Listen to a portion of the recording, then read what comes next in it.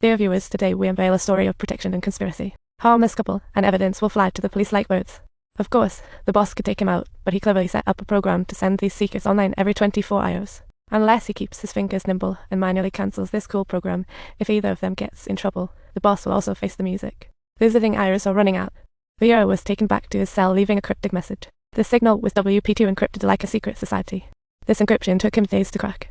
Time's tight, suddenly he finds a hidden egg with joy. A police car parked nearby, its Bluetooth signal to his phone. Just hack it, and it's simpler.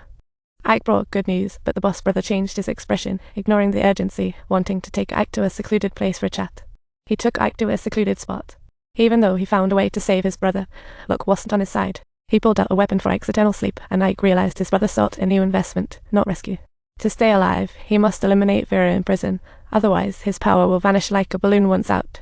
Ike had a light bulb moment and claimed Vera just bragged about making pals in prison, preparing to strike first. In prison, Vera's safety was guarded by these men. The brother was skeptical but believed. If Vera isn't free, he can't take action. He'll just wait for the right moment outside. But how could Ike be sure he wouldn't take out the informant afterward?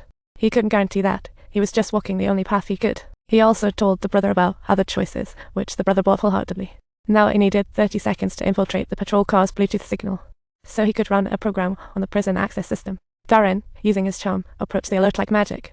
Ike activated Darren's signal receiver. The car computer popped a new interface. The code ran magically. Meanwhile, the alert officer and Darren chatted excitedly, unaware of the computer. Just about to succeed, Ike stopped abruptly. He ordered them to leave immediately. Darren's out of the plan. Ike even aimed his weapon, but time was of the essence. If he pressed one button, the mission would succeed, but pressing another would call it a game over. Ike hinted at the conversation. His brother understood instantly. If Vera isn't released, he can't make a move. He stepped back temporarily for survival, and the car started.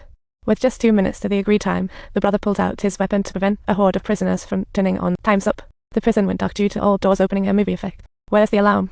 The prison control system temporarily shows doors closed. The alarm won't sound until 2 minutes after power restoration. A swarm of prisoners broke out. No alarm sounded, leaving some guards no match. Someone cut the wire, and prisoners busted out. Vera, knowing the timing, was among them. He amazed Ike truly cool.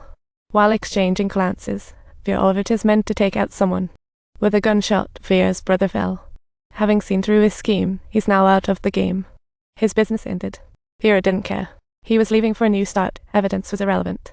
Ike eagerly sought his girlfriend. Vera tossed him the car keys, determined to keep his promise and return her. Little did he know his girlfriend was in the trunk. Ike panicked, heart racing, as he turned the key.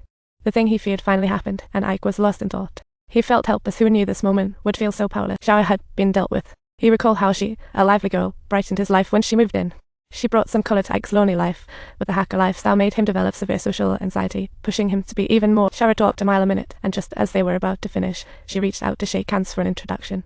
Ike was not one for touch, but he reluctantly extended his hand, as Ike needed a certain pill, and Shara just happened to know a supplier. Despite her reluctance to deal with such types, she thought it was worth seeing them for Ike's sake.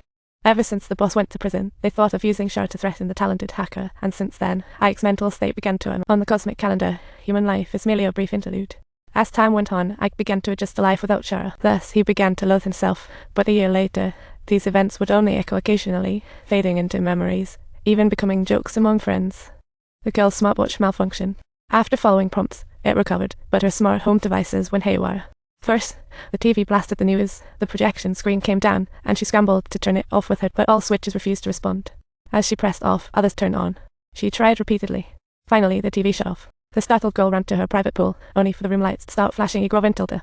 The smart speaker began blasting some artist's anthem, and before she could react, the pool atmosphere suddenly went still. Just as she was getting ready to shower and sleep, the once cozy water temperature became bizarrely hot, boiling up to 90. Now she can't shower.